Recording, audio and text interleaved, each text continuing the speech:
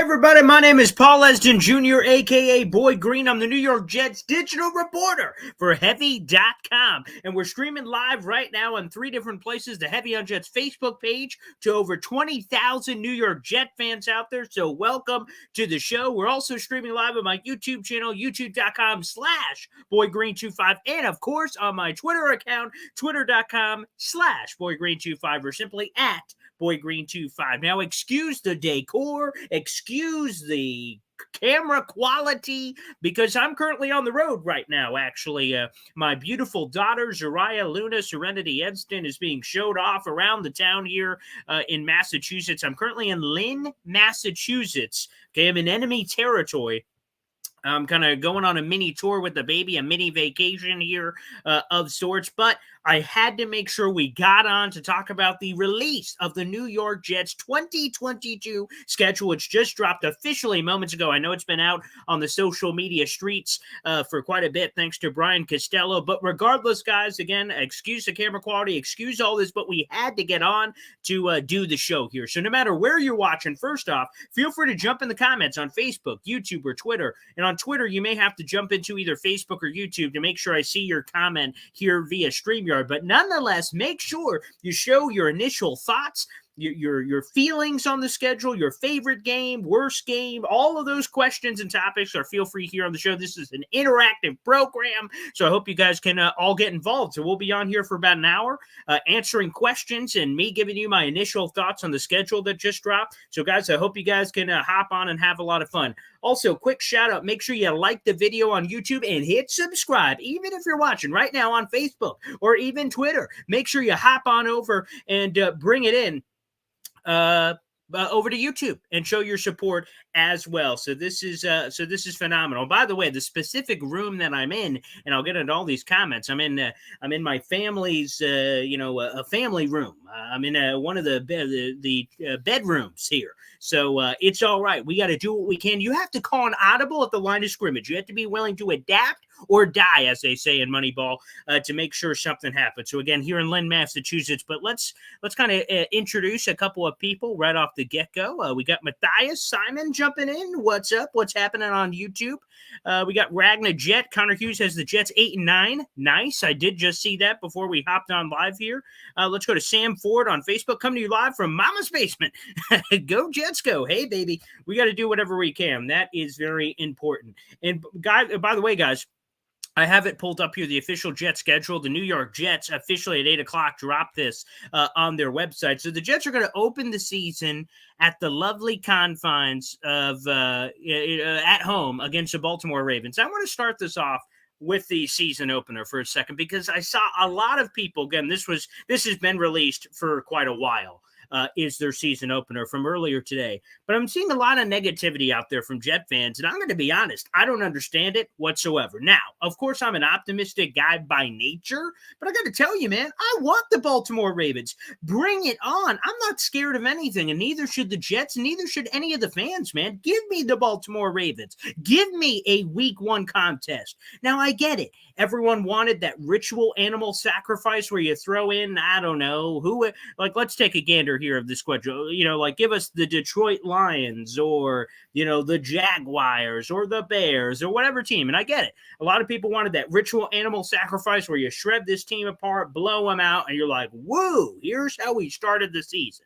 And again, I get all those people out there, but I got to tell you personally, I like a challenge. I like for the Jets to just go out there and face one of the AFC's elite, and there's a lot of really good teams, and Lamar Jackson, CJ Mosley, revenge game. Morgan Moses is on the Ravens now, so he gets a revenge game the other way.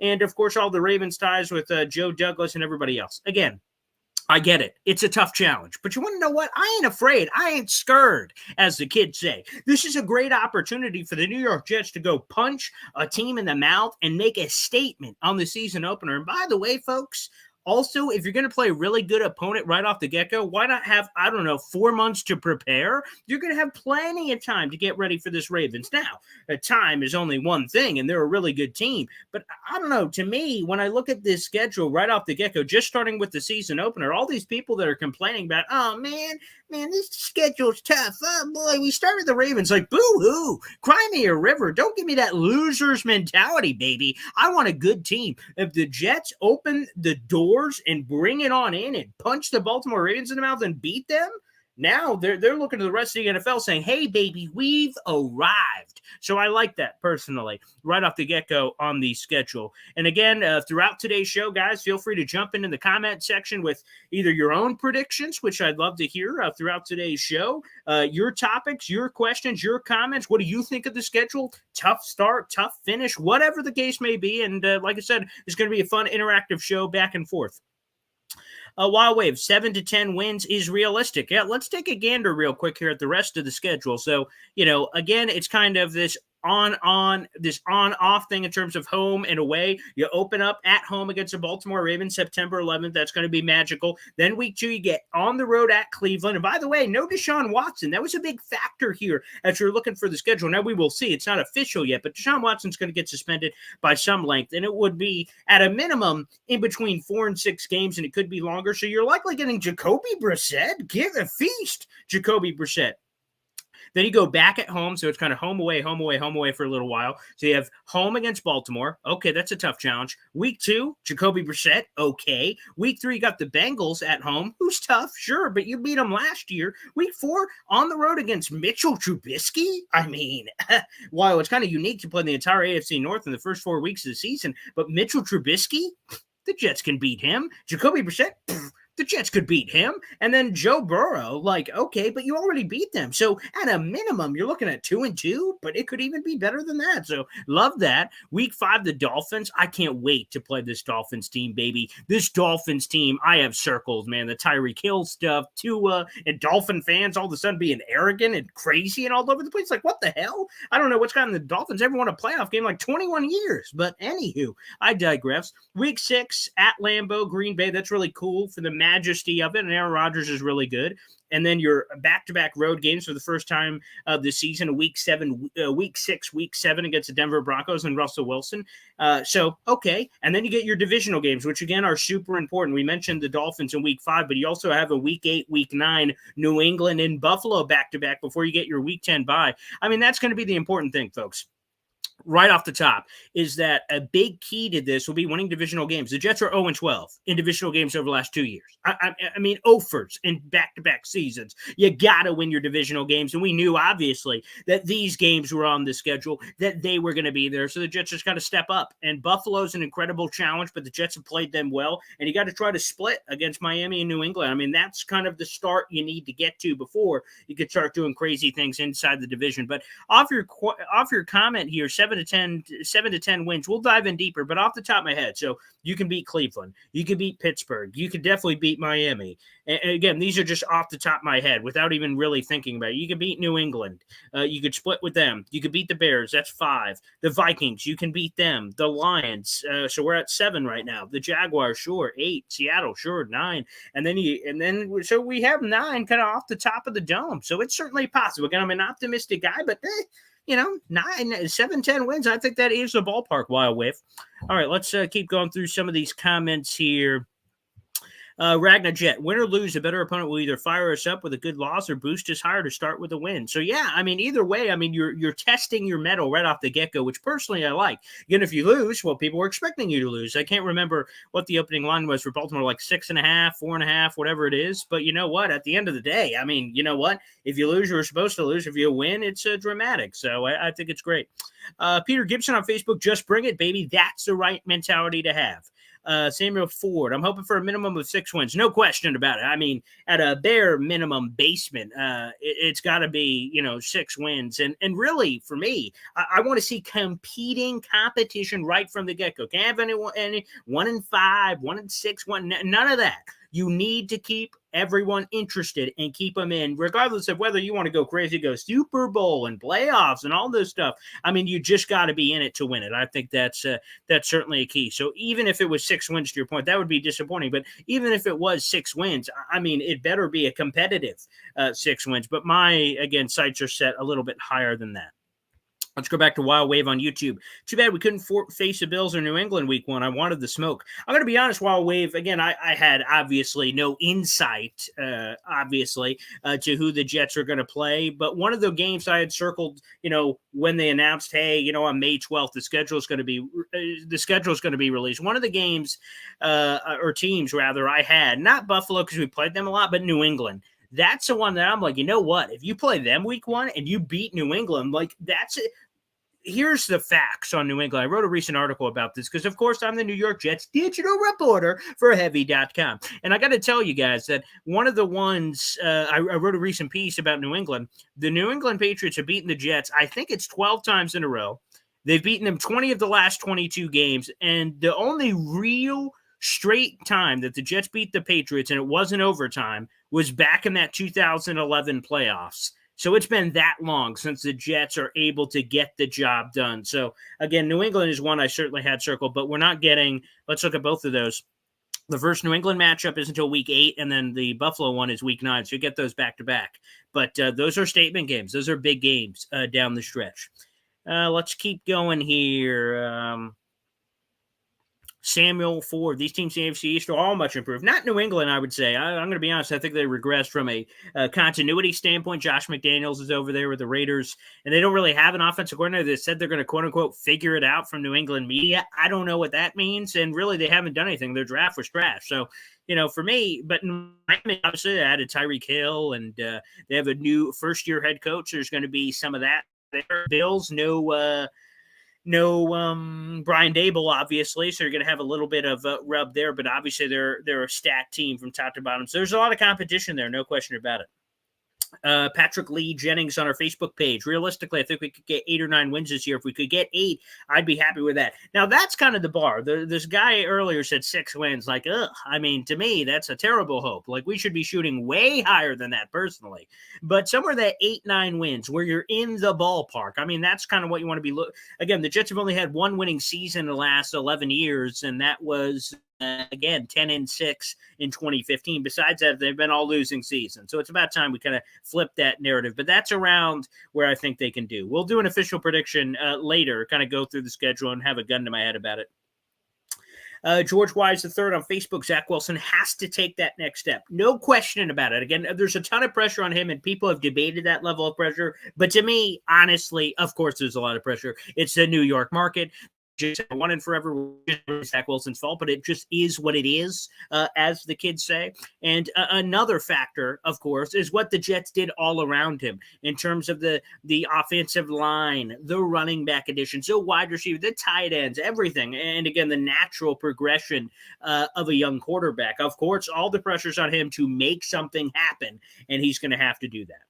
Let's go to Momo My Pup 10. 6 wins would be terrible in my opinion. No question about it. Again, that would be awful regardless of the circumstance.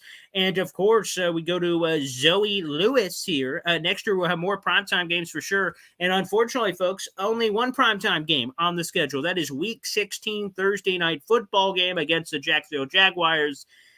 And I'm going to be honest. We talked about it last year because the Jets also played the Jaguars last year. And I thought that it was a primetime opportunity last year. Like you could have done part of the week 1 doubleheader, maybe Trevor Lawrence, Zach Wilson, perhaps. So the primetime nature of those 2 young quarterbacks makes sense. It's weird that they did it so late in the season. But again, here's the thing. Personally, here's the thing I don't get. I don't have the Bears schedule in front of me, but I heard they have multiple primetime games. Like, the Bears are terrible. Like, come on, man. Like, how are they getting primetime games? Off legacy? I mean, for Pete's sake, the Jets need more primetime games. Now, of course, the fact of the matter is, if the Jets want more primetime games, they got to put wins on the board. And fair enough. So be it. But again, the Bears having like 3 primetime games, the Jets having 1 seems a little messed up to me. And the one I really want the most is Sunday Night Football. I just love the production value. I love just everything about it. That to me is my favorite primetime setup. But the only one they have is the Jaguars. So again, if they want more primetime games, and there will be flex opportunities obviously later in the season, but if they want opportunities, they're going to win football games. And so the product will be on the field. But I agree with you, Zoe. If they're making some hay and doing some things about it, then, at that point, maybe you can make things happen. And yes, Jets are home against Baltimore, as I said. They open up the season at home against Baltimore. Again, it's on and off for the first 6 weeks of the season. It's home away, home away, home away, and then things get a little wild. But yes, home against Baltimore. Very nice. September 11th. I like that. Kyle Benjamin, nice to open at home. 100%. I love that part. I love that part. Zoe Lewis, I believe we could come out a winner against Baltimore. And I think the last time, this is off the top of the dome, but I have kind of the tips and tricks from the Jets on fun facts about the schedule release, miles traveled and things of that nature. And we can look into some of that. But I remember the season opener. That was all the Rex Ryan drama coming off Hard Knocks and Revis, and he showed up. I think they lost like 9-0. I remember Dustin Keller getting ripped across the middle at the end of the game by Ray Lewis. I mean, that was a tough physical game back in those days, and that was a good one. Again, Baltimore, man, you know what? They're not impervious. I mean, they're really good. Obviously, they have a former MVP at quarterback there in Lamar Jackson, and the defense, the secondary is incredible. They got a really good team, but you know what? Again, you have months to prepare for this. I don't think it's an impossible game. It's a very difficult one, but I kind of like that to start a season. Mike G, 4 AFC North teams in a row. Yeah, that is weird. That's kind of a weird fun fact, to be honest with you. I can't remember, how that happened. That is a schedule oddity for sure. Let's see. I'm trying to think of as we're kind of doing this, I'm kind of looking through a bunch of this. Yeah, so here it is.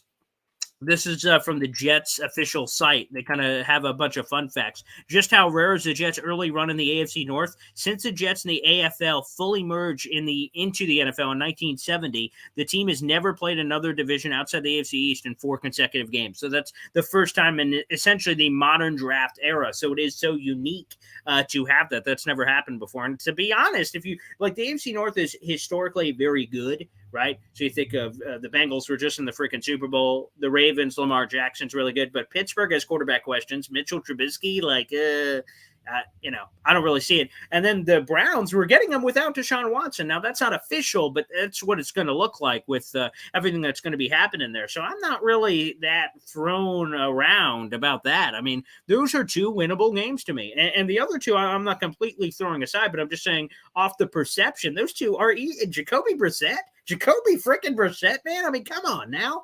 Mitchell Trubisky. I mean, who does he scare? I mean, honestly. I mean, come on, man. So let's show a little chutzpah here. DJ, Psycho Clan DJs. Very tough schedule. I mean, we knew who the opponents were, but I'm going to be honest, as I just kind of look at the overall thing here. Sure, there's a lot of tough games in there, like off the top, like I said, Lamar Jackson, Joe Burrow, Aaron Rodgers, Russell Wilson, and Josh Allen, those 6 in the first 9. I mean, that's incredibly difficult. But you look at that back half, you have Bears, Vikings, Lions, Jaguars, Seahawks, Dolphins. Like, those are all eminently winnable games to me. So, but I do hear you. It looks tough. Schedule not awful. Yeah, I'm going to be honest. As I'm looking at a couple of these, you get the bye week somewhat in the middle of the season, basically right there at week 10, so that's fine. While you would have liked, I've seen some of the complaints about some of these games like Bears, Vikings, Lions, Jaguars, Seahawks, those games earlier so you can build up some momentum. Again, I kind of like that you play them tough, to be honest with you. You get to test your mettle immediately. And Zoe Lewis, there you go. That was the last one. Again, I believe the Jets lost that one 9-0 off the top of my head. But I like that. And Mike G, the bye week in the middle, 100%. So I think it's great, personally. So I really love that part of the schedule. And again, reminder, I'm seeing people joining in here from all over the place. Again, my name is Paul Esden Jr., a.k.a. Boy Green, and I hope you guys are enjoying the show. Wherever you're watching, Facebook, Twitter, YouTube, drop some questions, comments. What's your favorite game? What's the games you guys have circled on the schedule for one reason or another? And also, make sure you hop on over to the YouTube channel. You can see it on the scrolling ticker, youtube.com/BoyGreen25. Like the video, hit subscribe down below, whether you're watching live or even if you're watching after the fact. Show support for the channel. When we started this show, we were at 1.59K subscribers. Let's see if we can bump that up, baby, and show some juice. That'd be really nice. So feel free to do that. And like I said, drop in questions or comments if you'd like on the schedule. We'll just kind of be breaking down a few tips and tricks that we see on here and some of the reaction we're seeing on social media. Again, we went live here right off the get-go, so I've not seen the way the Jets release the schedule. I know they do a cool thing, all the NFL teams do, so I've not seen that yet. I'll have to see that after to bring it on. But some other like kind of nuggets here as I look at the schedule. The thing that I like is obviously, as we talked about, kind of the first half of the schedule, which is pre-bye week. That's the first 9 games of the season, and then you got post-bye week. Again, you've got a lot of winnable games, and what you could say is you could really kind of go on a run in terms of momentum to try to make something happen there in the second half, which, by the way, I think is pretty cool. Let's see. Let's keep looking through some of the questions here. Oh, there you go. And I gotta mention this. This may be old man on the porch here, but I do have to say this. I love 1 o'clock starts. It's the elite time because you know what? And I'm an East Coast guy, New York guy. Normally, I'm here in Massachusetts recording the show because we're on a mini vacation. I had to hit live for us to all do this. But I got to tell you, for an East Coast guy, you'll wake up in the morning, enjoy your pregame show, whatever it is, ESPN, NFL, whatever, right? And then you just kind of, I love Fox NFL pregame. That's my favorite one where you get Howie and Terry and Kurt Menefee and the whole gang.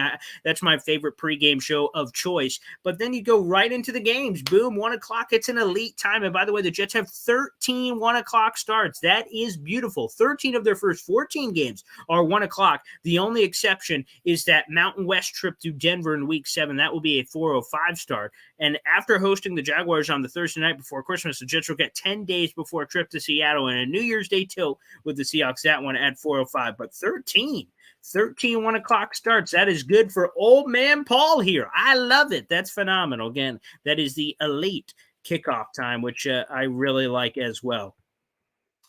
Let's keep looking here.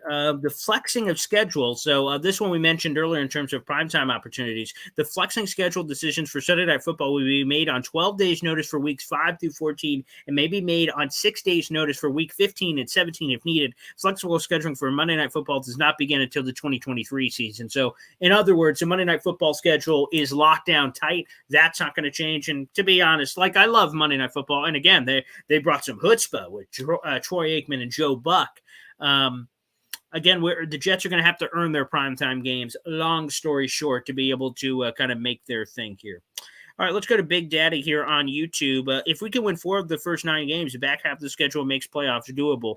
And 4 of the first 9 is, again, I'm pulling it back up here as we look at it. You say 4 of the first 9. Here are the ones I think are just winnable off the top. So you have Cleveland with Jacoby Brissett. You have, as I mentioned, Pittsburgh with Mitchell Trubisky. You have Dolphins, who is eminently winnable. So those are 3 off the cuff. And then you have your divisional games, which, again, you just kind of prove your own stuff there, finding a way. And like I said, we mentioned Miami. We mentioned New England. Buffalo will be tough. And then all the other games, which has a lot of elite-level quarterbacks, Lamar Jackson, Joe Burrow, Aaron Rodgers, Russell Wilson, and then we mentioned Josh Allen already. Again, you're just going to have to show some life. And, of course, a big part of that is the pass rush and making things happen. A healthy Carl Lawson will help that. Jermaine Johnson in the mix. Vinny Curry as well. So there's a lot of that obviously, guys, kind of has to be factored in as well. But there is elite quarterbacks. You can't hide in this league. You're just going to have to show up and, what's the way I say, sack up.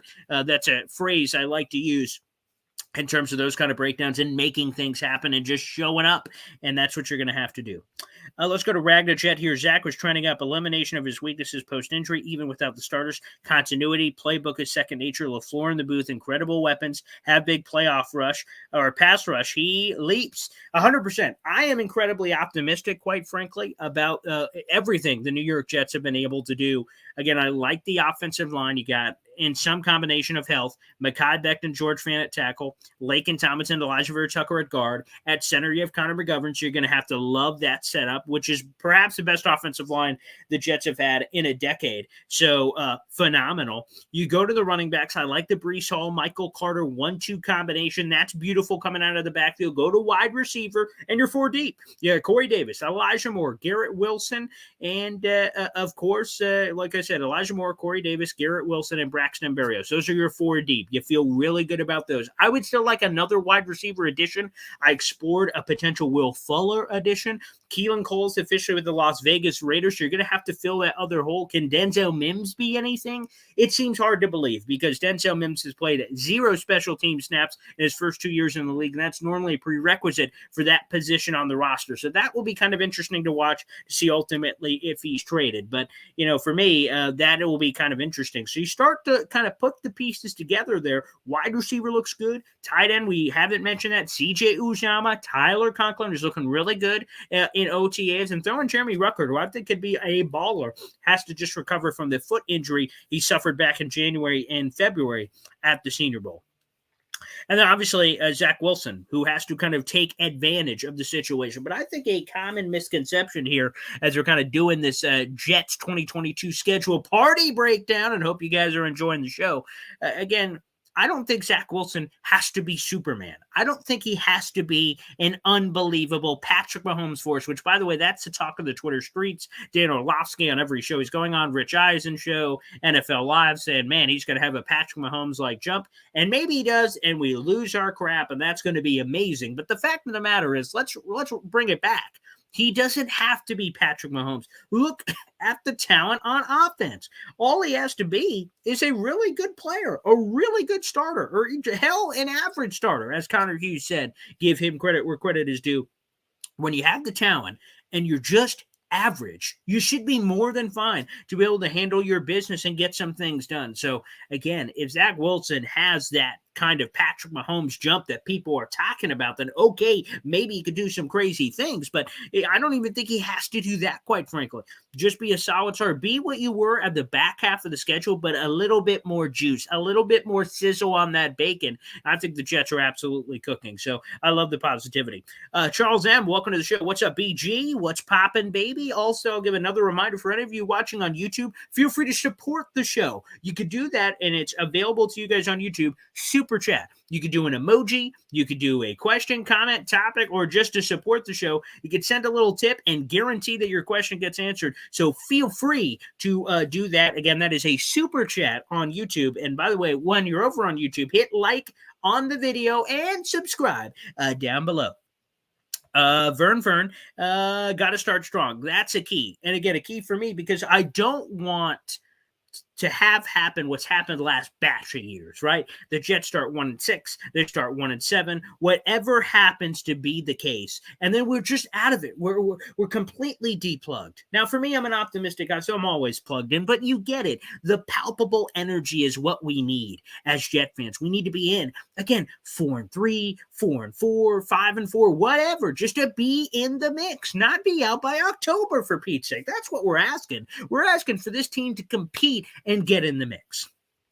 But I love it, Vern. You got to start strong. That's important. Let's see here. Shake and bake.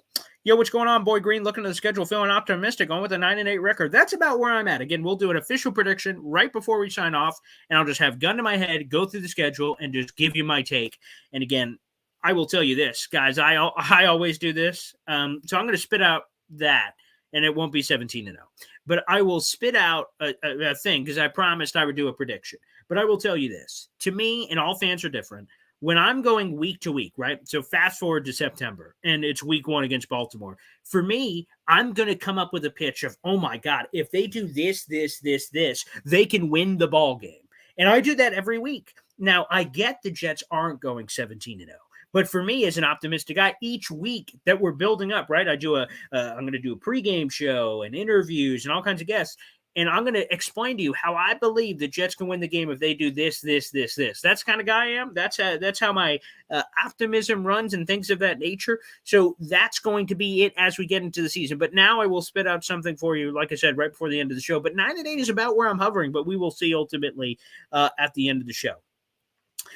Let's go to Big Daddy here. Paul, have you heard anything more about Quan Alexander and Larry Ogunjobi possibly signing with us? If that happens, 10 wins is a strong possibility. Yes, let's address that. So, unfortunately, like I said, I've been on vacation, this mini road trip, kind of showing off the baby. Again, a little Zariah to other parts of her family on her mother's side. And while I've been down here, I've written articles. I'm a little more deplugged being on the road as opposed to being at my home office. But I've not gotten a chance to talk about this yet, Big Daddy. So I'm glad that you were able to bring it up on the show. We haven't done a Jets Zone podcast yet. This will basically be the Jet Zone podcast for this week for our audio listeners on Sports War Radio. It's a weekly New York Jets podcast. Here's what I've heard about the Quan Alexander and Larry Ogunjobi decisions. Now, first off, Connor Hughes did say the Jets are, quote, very interested in adding both players, but said ultimately it's up to them. While that is true, and Connor Hughes is one of the best in the business, we've had him on the show before, it's not just up to them. It is like they have to agree to join the team. And obviously, I think there's a starting path for either player. You got C.J. Mosley and Quincy Williams at linebacker. There's one more hole remaining. That could very well be Quan Alexander, who's got some linebacker versatility in a 4-3 scheme. So he has a path not only to make the roster, but be a starter potentially for this Jets team. And the other guys he's battling with are like Jamian Sherwood and Hobson Nasser-Lardine. So that's possible. And then going to the defensive tackle position with Larry Ogunjobi, who's a bit of a weird situation, which is going to lead me into why it's not just their decision. Sure, they have to agree to sign on the dotted line with whatever the Jets' price package was, as I'm spitting up here. But the other part is medical. Now, for Quan Alexander, he has had a laundry list of injuries throughout his career. Torn ACL, ruptured Achilles, elbow injuries. I mean, he ended up on IR as last season. The Achilles, the shoulder. I mean, torn pec was another one. So he's been battered, beaten, and bruised. I believe he's only had one fully healthy season in his entire career, and that was back in his Tampa Bay Buccaneers days, like in 2016. So it's been a long time for Quan. And Larry Ogunjobi actually is the opposite. He's been incredibly durable throughout his career. I think he's only missed like 5 games. I think he's played 76 of 81 possible games in his career. The only latest injury issue with him was he had a foot issue with his latest run with the playoffs with the Cincinnati Bengals, and he had surgery back in January. And long story short, he signed a 3-year deal with the Bears. He shouldn't even be a free agent right now, but they failed him on his physical. So the contract that he was promised went away in smoke, and he's still been a free agent this entire time. Here's the fact of the matter. They have to pass the medicals. Quan Alexander's been beaten down to a pulp. So his health is paramount. If the Jets medical staff clears him, and then, of course, he agrees on the money, he's going to be a member of this team. And on Ogunjobi, they were hoping for a Morgan Moses-like impact. This is a guy who had 7 sacks last year. He is a baller. And while the run defense, according to the advanced metrics, aren't quite what you're looking for, so it wouldn't be kind of a one-for-one trade-off with Foley Fatukasi, he would bring you some nice juice on the inside. He'd be a Sheldon Rankins-ish contract. Again, he's not going to get the contract he was supposed to get back in March on the Bears, which is like 3 years, $40+ million, $26 million of that guaranteed, unfortunately. Probably what he's looking at is similar to Quan Alexander, maybe a little bit more juice because of his age and things of that nature. But it looks like he's going to be a guy that gets a 1-year prove-it deal with a little bit of that juicy guarantee for his sake, and then he can kind of reestablish his market. So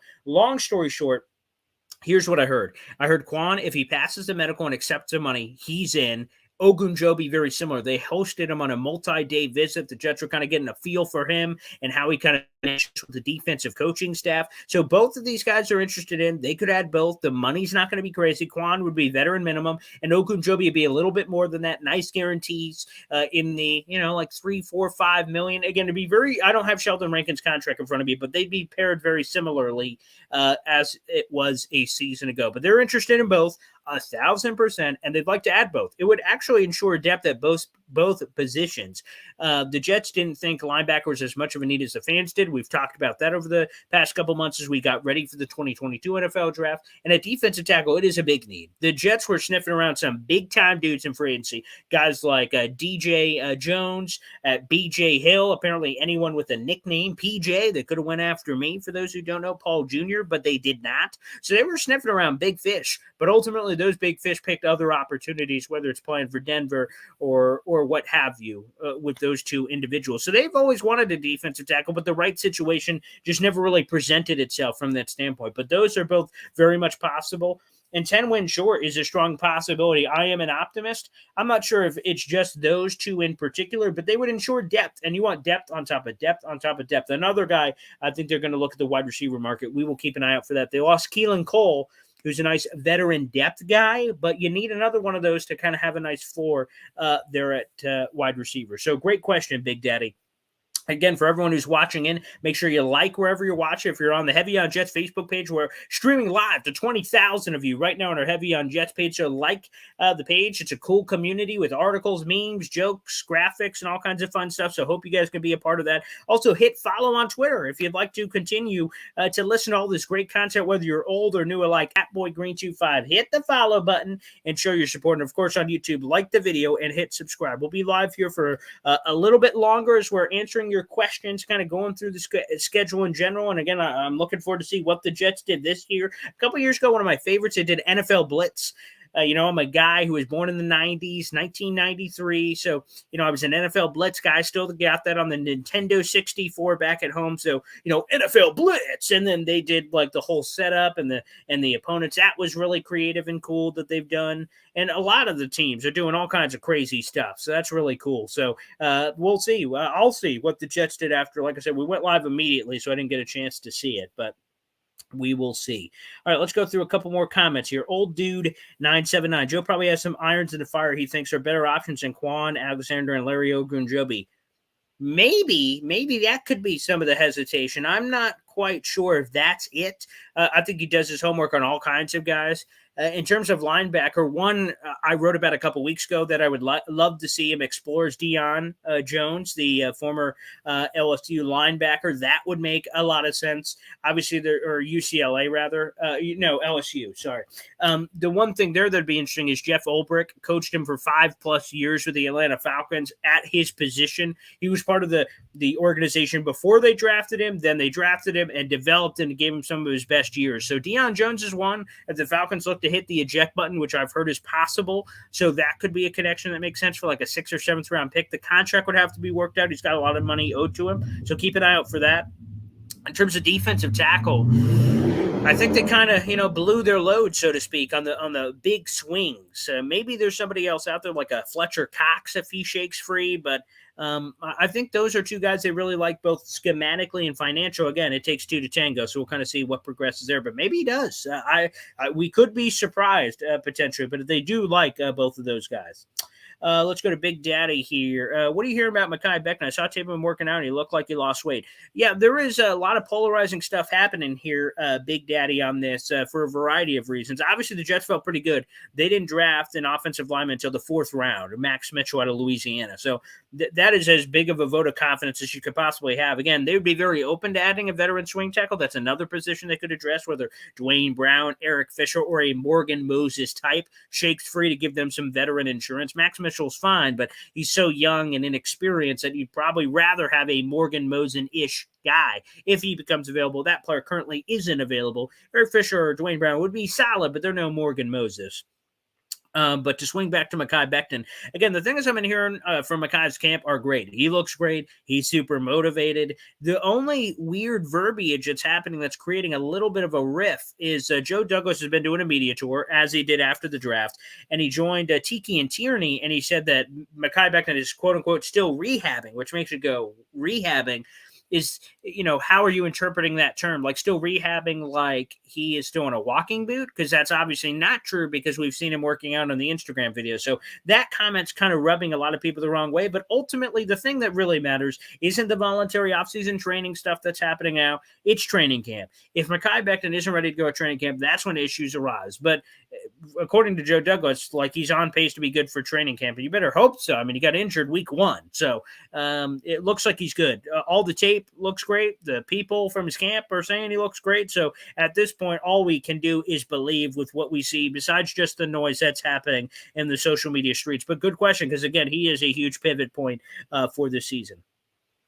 Let's go to Cameron Trammell. Jones would be a little more expensive than Quan. I think we take the safer route. 100% he would. There's no, or Jones would be more. Oh, Deion Jones would be a little more expensive. Yes. First off, think about all the factors here, Cameron. I love the sauce, by the way. Is that sauce? Yeah, the sauce logo. Very nice. Yes, it would be much more expensive, both financially, and you'd have to either give something up or wait for him to be cut. Like Quan is hanging out there in free agency for anyone to have or grab.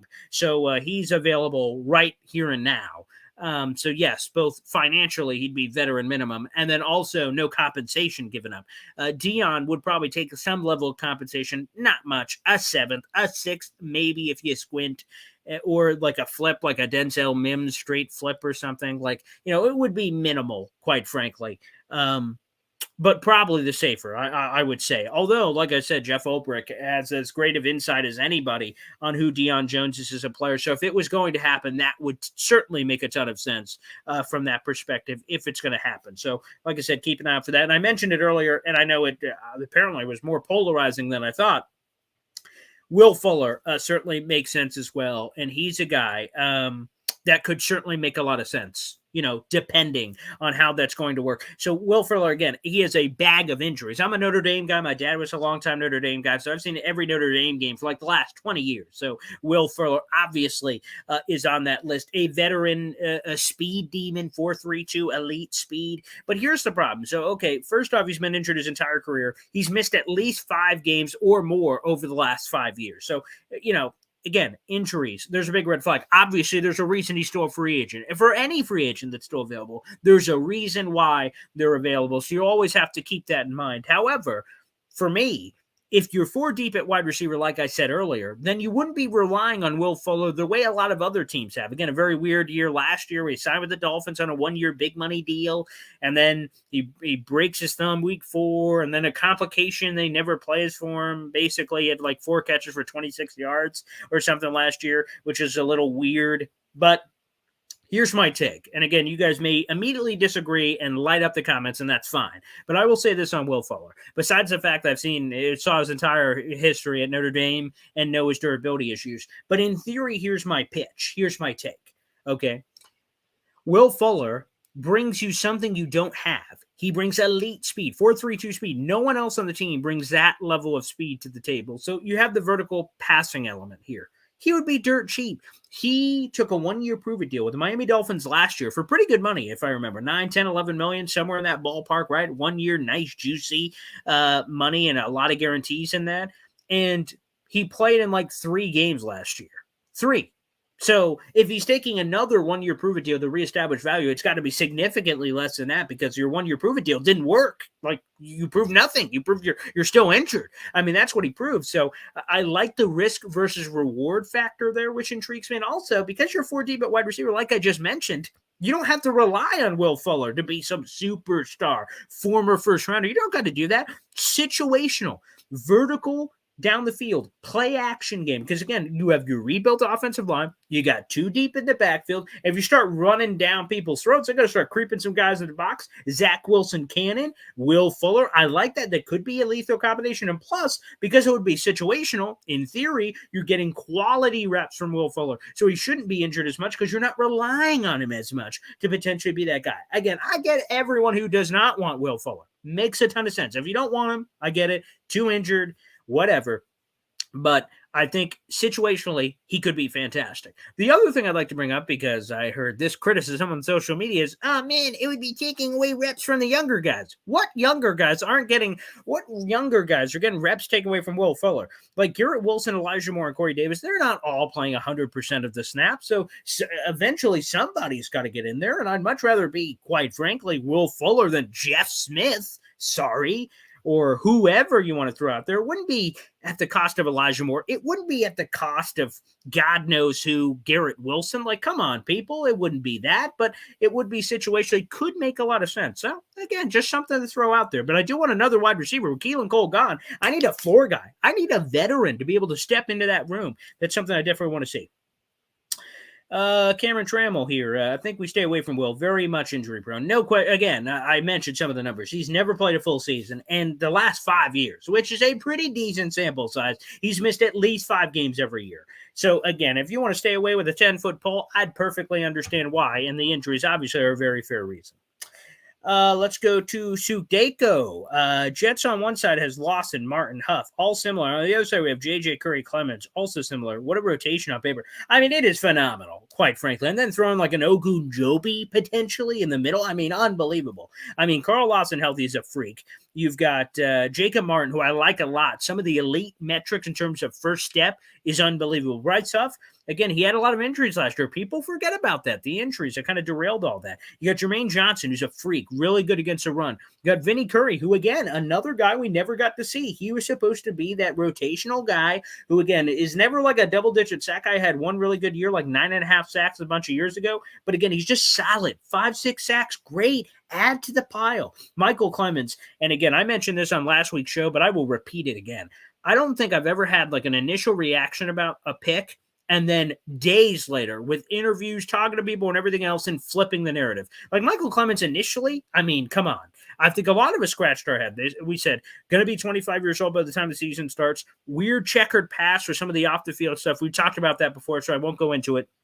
But you're like, ah, boy, strange pick. The double dip at edge rusher isn't strange. I thought that was a great move, but it was a little like, not so sure, potentially from that standpoint. So that was a little head scratching. But you know what? He's shown a lot of chutzpah since he's been here.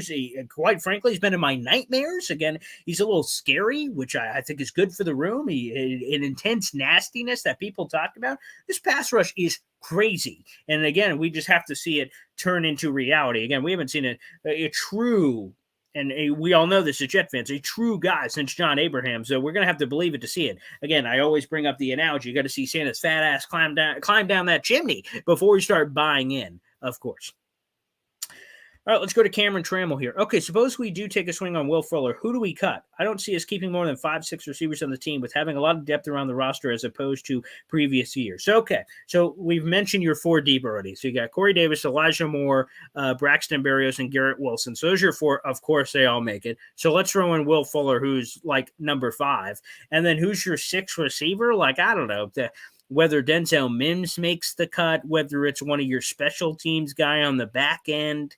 You know, it's probably going to be, again, to your point, 5 or 6 receivers. I imagine it would be 6 with the nature of the Jets offense. But, you know, I don't see us keep more than, so do we take, who do we cut? Yeah, I mean, Mims could be flipped for a pick. I just don't know if the coaching staff is just going to flip it because we mentioned the special teams thing earlier. Are they going to make an exception for Denzel Mims? That I'm not so sure about.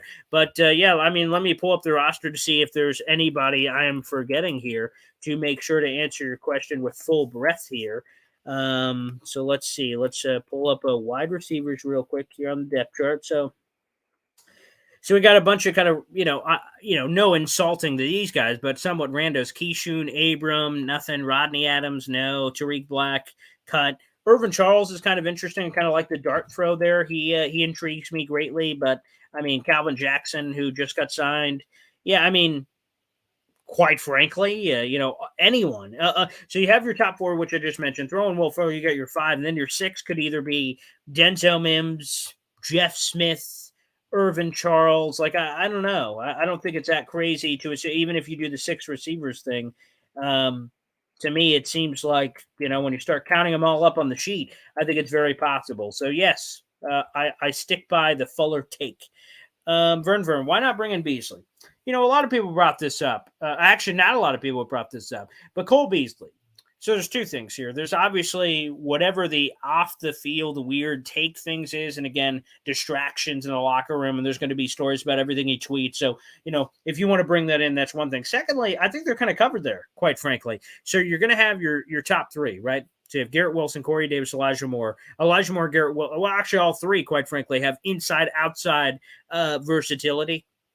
So if Braxton is kind of serving in this gadgety kind of fill-in role, then you're good in the slot, and then Braxton's your backup good in the slot, depending on situation. So Beasley, I think really what they're looking for if they're going to bring in wide receiver depth, which again is something I'd like to see, is outside receiver depth. I think that's really what you want to see from that standpoint. So again, the Will Fullers came to mind. Keelan Cole would have made sense as an outside receiver or of something of that nature. So Beasley, as much as he's talented, certainly, I mean, look at everything that he's been able to do, I'm not sure that would be the exact fit, more so on a football standpoint. The other stuff, of course, you have to clear as well. But from the football standpoint, again, I'm just not sure how an extra slot kind of fits in from that standpoint.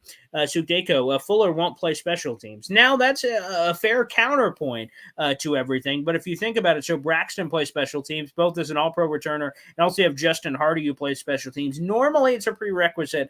Like I said, that's why I kind of crapped, quote unquote, on Mims and his ability to make it. But if Fuller ends up being wide receiver 4 because Braxton is kind of a backup, so he's more wide receiver 5, then maybe you could kind of get away with it. But that is a very fair point.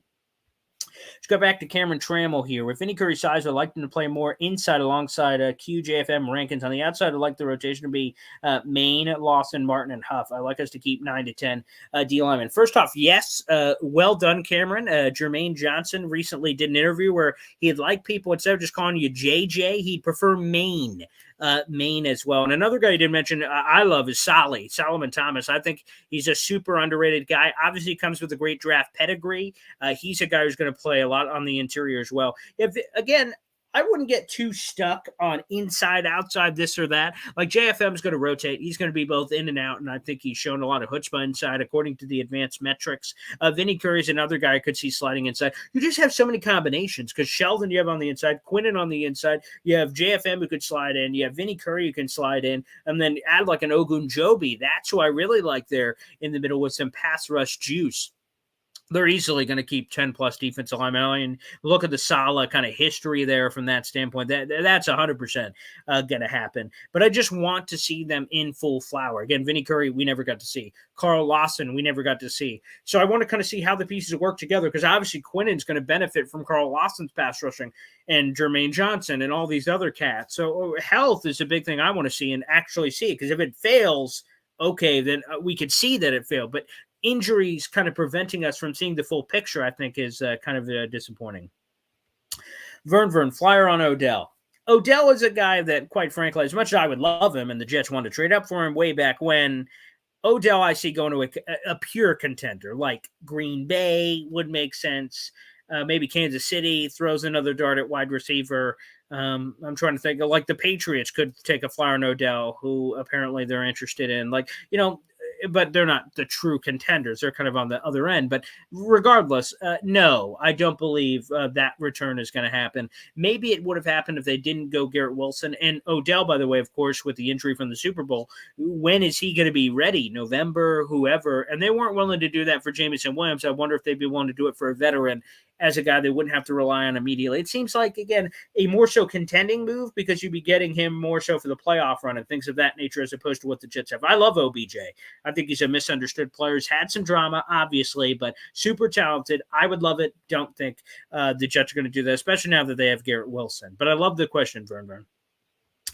Cameron, Solomon Thomas, who I just mentioned, and Clemens. So, again, you just have an unlimited pantry of options, which I think is really unique and kind of fun as well. All right, everybody, make sure you send in your final questions or comments or topics. I love hopping on here. This is the first show in a little bit. Again, I've been on the road since Monday. So I did my radio show in Syracuse on Monday, and then I hit the road and with a baby traveling for the first time and all these other things. So if you have any final questions, comments, topics, super chats you want to throw in to support the channel, feel free to do that before we sign off. And again, we will do the prediction, I promise, right before we sign off. But any final questions or comments, feel free to do that as well. And we'll get on here. And like I said, I will do a full schedule prediction as promised here in just a moment. Okay, I just saw one come in. Let's go back to Cameron here.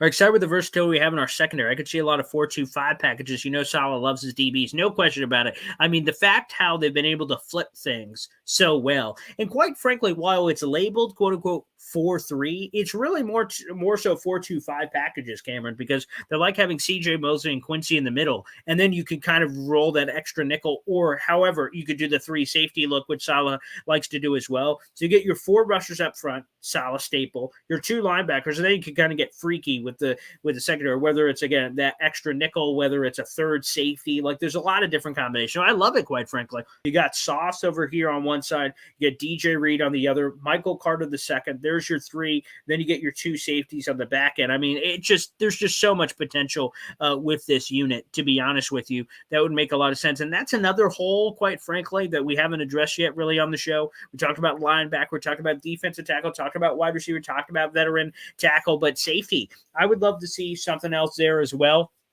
Personally, Jaquiski Tart would make sense. It's something I covered about a week ago. He's a scheme guy. Again, another guy who's kind of battled some health issues, but low risk, high reward. I mean, throw a dart through at it. LaMarcus Joyner hasn't really played the position in a couple of years after the weird Vegas thing. So I'm not sure how much I rely on him on a full-time start. I know there's all the go lucky boy. I hope that guy's good, like Elijah Riley, Will Parks. Again, I hope all these guys are good, but Elijah Riley's coming off a scary injury. Will Parks had a nice back-end run, but how much of that is sustainable? Jason Pinnock converted from corner to safety. Like, there's a lot of those try-hard, go-lucky guys on the team, but how much can you rely on them? That, to me, is a little bit of a question mark. All right, Sukdeo. If we sign anyone, I prefer Quan and Jaquiski Tart, who we just mentioned. So that could make a lot of sense as well.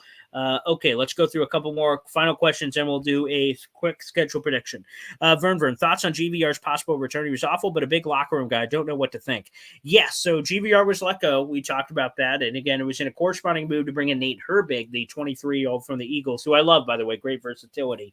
And we assume, GVR, peace out. Sing the song. Na, na, na, na. Hey, goodbye. But really, actually, Saleh was quite open that they'd love to have him back. They're giving him a chance to get a starting gig. I don't know if it's out there, so maybe he swings back because the Jets like him and he grew up a Jets fan and all that other stuff. Again, as a third guy, because if you think about it, especially on the interior, right, you got your two starters, Laken Tomlinson, Elijah Vera Tucker, you got Connor McGovern, then you have Nate Herbig, who's kind of the key swing for the guard spots. And then you have Max Mitchell as a swing on the tackles. But GVR is your next super veteran, experienced up guy. I know a lot of people don't like him, but 100% I'm open to depth, to be honest with you. And apparently they did him a solid. The fact of the matter that they cut him was kind of surprising. I mean, because most teams, NFL teams, are cold-blooded. Like, GVR is great depth. The entirety of his contract was saved by cutting him, $3.5 million. They could have easily kept him through training camp, and while it may have screwed him because roster spots would have been eaten up, but for the Jets to protect yourself just in case something crazy happens, you don't know if Nate Herbig get hit by a truck again. Knock on wood, obviously, I hope not. But again, there's that thought process. You don't know who or what's going to be happening from that standpoint. So it's surprising that they willingly gave up depth. Again, Greg Van Roten hasn't been great, but he's well experienced, and that's more than most teams have in terms of offensive line depth. So that was somewhat surprising. So I'd be open to it. Again, the PFF analytics are terrible. And the other thing that was hard for me to get past was, again, throwing his young quarterback under the bus. There's been some controversy where, GVR said, hey, the beat covered it correctly. I didn't throw him under the bus. But to me, I saw the question, saw the context. They asked him saying, hey, what happened here? And instead of first pointing blame at himself and saying, I screwed up, sure, the young kid's got to get rid of the ball, he blamed the other kid first. To me, I was always taught, look inward. When something's wrong, look inward first. And if I was GVR, what I would have said is, and again, no one's perfect, but for me, I would have said, hey, we need to block better. You know what? He's our quarterback. And then I probably would have saved, even if you believe the other thing he said, where he's like, young kid's got to get rid of the ball. Can't protect him forever. Like, if he wanted to tell him that in the locker room, fine, be my guest. But to say that publicly and kind of throw your quarterback under the bus, to me, was a dick move. And I think it kind of rubbed a lot of people the wrong way. Who knows how they would have taken it in the locker room? But to me, that rubbed me the wrong way. So I'd be open to it for sure. All right, real quick. Cameron Trammell. I think Marshall and Shepard could be in the outside looking into the defensive line unit. Jonathan Marshall, I have a lot of hope for, that can be that Ogunjobi, but maybe even a little bit of a run defender, so it makes sense. Could be practice squad players, 100%. Shepard, they love, so I know the fan perception, team perception can often be different, but right now, those are the quote-unquote long shots, but they really like Marshall and Shepard for that matter, so we'll see. But there's going to be a lot of depth kind of piled away there in the practice squad. Good point here, Cameron. Charles M., I'm looking at the schedule. I'm trying to find more than 8 wins. I just want to see Zach develop into the player we all think he could be, and I'll be happy. Again, well, Charles, that's a beautiful setup. Let's do it. We're going to break down the schedule right now and give you my official predictions. All right, so we're going to start with the Baltimore Ravens week 1. You know what? I'm going to go with the shocker here. I'm going to say the Jets start out 1-0. I think you're going to have months to prepare on. This is going to be my official prediction. Then we'll go through what I think they have. So 1-0. I think the Jets take care of the Ravens. It's going to be difficult. Lamar Jackson's hard to contain. It's going to really challenge the linebackers with some of the run concepts and the run defense in general. The Ravens are a really good run offense. So that's going to be a good challenge. I say they find a way. They're 1-0. Then you play the Browns. Jacoby Brissett. Nothing more to be said. 2-0.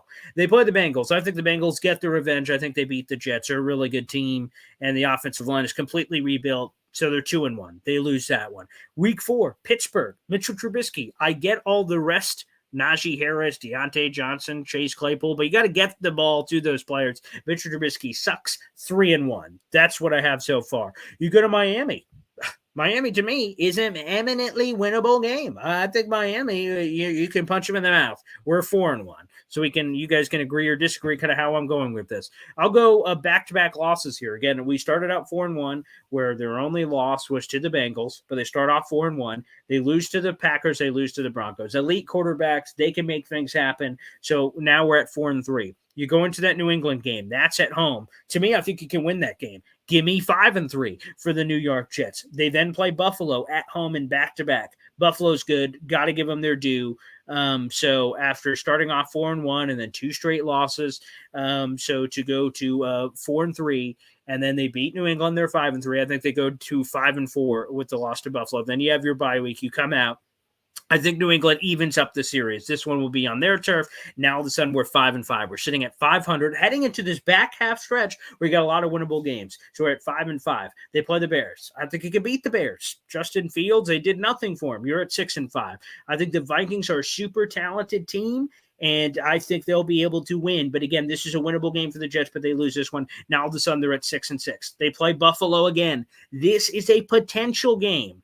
But I'm going to call it a loss because Buffalo's the best in the division. You got to give them credit. So now all of a sudden they're 6-7 here as we're kind of going through the schedule, and we got 4 more to go here. Lions, I think you can win that one for obvious reasons. Dan Campbell and Jared Goff, who the hell? So you're at 7-7. Then you play the Jacksonville Jaguars. 8-7. So there you go. And you got 2 more left on the docket. You have Seattle, which again, it's a road trip, East Coast, West Coast. And the good thing is you'll have the extra rest time as you're kind of getting ready for that game, because remember, Thursday Night Football to the following road trip. So that's a thing that actually is a nice benefit for the Jets. I think the Jets can beat Seattle. So give me 9-7. And then the Miami toss-up of being able to split. If you lose that one, you're 9-8. That's ultimately my pitch. I think ultimately the Jets end up going 9-8. I think that's the schedule. There's my official prediction, as I told you guys about all of this. 9-8. That's what I think they'll be. There's my official prediction, raw, live, as soon as the schedule was announced. Well, Cameron, I'm glad you enjoyed the show, man. Awesome. Guys, make sure if you're new to the channel, make sure you hit subscribe, hit thumbs up if you're new or old to the channel. And again, sorry for the camera quality. Sorry for the random background here, but I hope you guys enjoyed the show. I had to hop on live, even on vacation. Normally, I have better camera quality, and I'm in my office studio. But nonetheless, I hope you guys enjoyed the show. It was a lot of fun for me to initially talk about it and break it all down. And we will see you guys when I return back to the lovely confines. I'll be back home over the weekend, guys. This is a lot of fun to do. So cool. And again, we'll be back next week. We'll have a new Jet Zone episode. That's every Wednesday. And we'll have some more interviews coming up. I got some great interviews. We'll get back into that on the channel. Thanks, everybody, for doing it. And hopefully you guys enjoy this more. We're live every single Wednesday and sporadically for situations just like this as well. Thanks, everybody, for tuning in. We will see you next time. Peace out and enjoy your night. See ya.